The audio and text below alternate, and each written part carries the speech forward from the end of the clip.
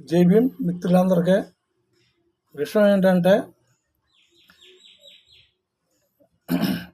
ఇప్పుడు supreme court high court ఇచ్చాక మనలో చాలామంది సైకోలు ఎక్కువైపోయారు.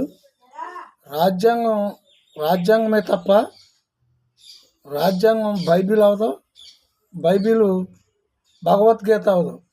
అలాగే రాజ్యాంగం మనకి భారతదేశంలో ఇక్కడ మన రాజ్యాంగం నడుస్తుంది.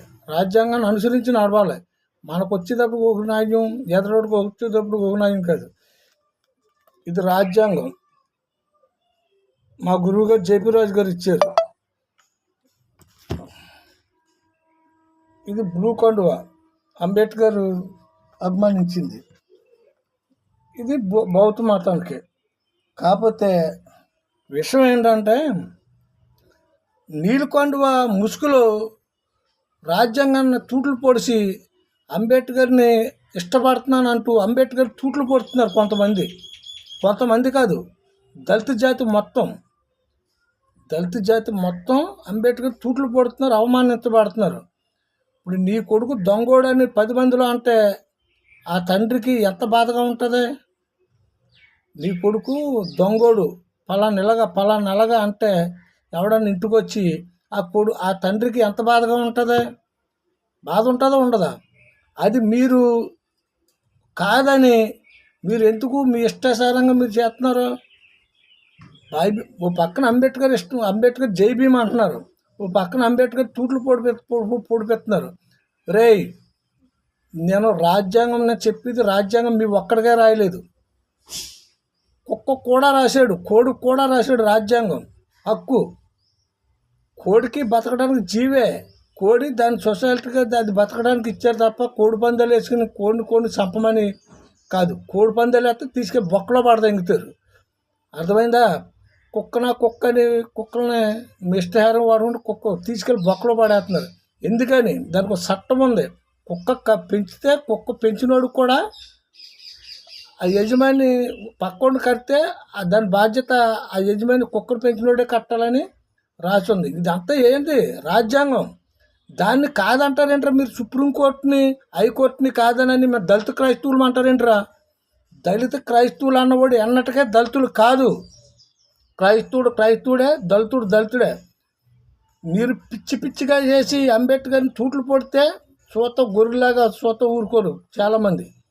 మీ ప్రశ్న ఎంతారు? ఇప్పుడు ఒక ఆయన మాట్లాడుతున్నాడు, వీడియో విన్నాను ఇప్పుడు, హర్షకుమార్ గారు. ఐఏఎస్ ఐపీఎస్ అంటే బానిసలు అంటున్నాడు ఆయన. ఎస్ బానిసలే. ఐఏఎస్ ఐపీఎస్ బానిసలే. వాళ్ళు రిటైర్డ్ అయిపోయిన బానిసలే, రిటైర్డ్ అవ్వకపోయిన బానిసలే. వాళ్ళు ఏంటంటే అంబేద్కర్ తూట్లు పొడిచేది ఎవరో? ఈ ఐఏఎస్ ఐపీఎస్లే. అంబేద్కర్ తూట్లు పొడిచి అంబేద్కర్ చెడ్డ పేరు తెచ్చింది ఐఏఎస్లే కాదా? ఈ సునీల్ కుమార్ గారు ఎవడో, వీడు విజయ్ కుమార్ గారు ఎవడో తెల్లారు లెగితే వీడు ఒకడు దొరికాడు. ఎవడు రఘురామకృష్ణరాజు గారు ఒకడు దొరికాడు వీళ్ళకి. ఆయన ఎత్తిపోటీ పిలిచి చేస్తారు. నువ్వు చర్చికి వెళ్ళి వాడు, నువ్వు ఐఏఎస్ ఐపీఎస్ చదువుకున్నవాడు, నువ్వు చర్చికి వెళ్ళి నువ్వు ఎస్సీని అంటావేంటి?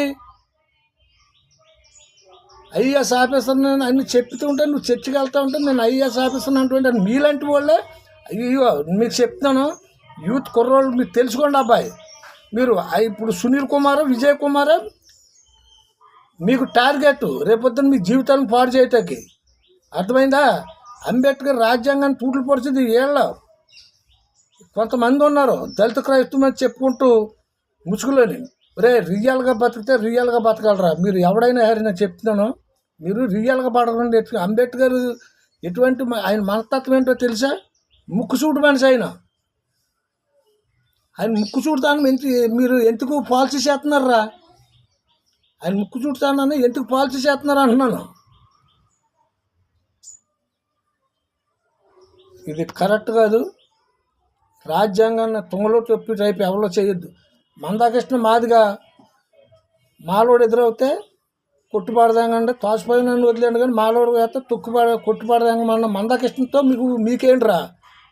మీకేంటి అలా? అది మందాకృష్ణతో మీకు సంబంధం ఏంటి? మీరు వాడు కలిపి చేస్తానంటారా? ఉద్యమాల్లో మొత్తం ఊపేసి మొత్తం మాలలందరూ రోడ్డు మీద లాగపాడేసినతో మీకేంటి సంబంధం? వాడితో జత కడతామేంటి? మీరు ఎంప్లాయీలో మీ దగ్గర డబ్బు ఉందని మీ వెనకాల 10 మంది పడుతున్నారనా? కొవ్వా మీకు?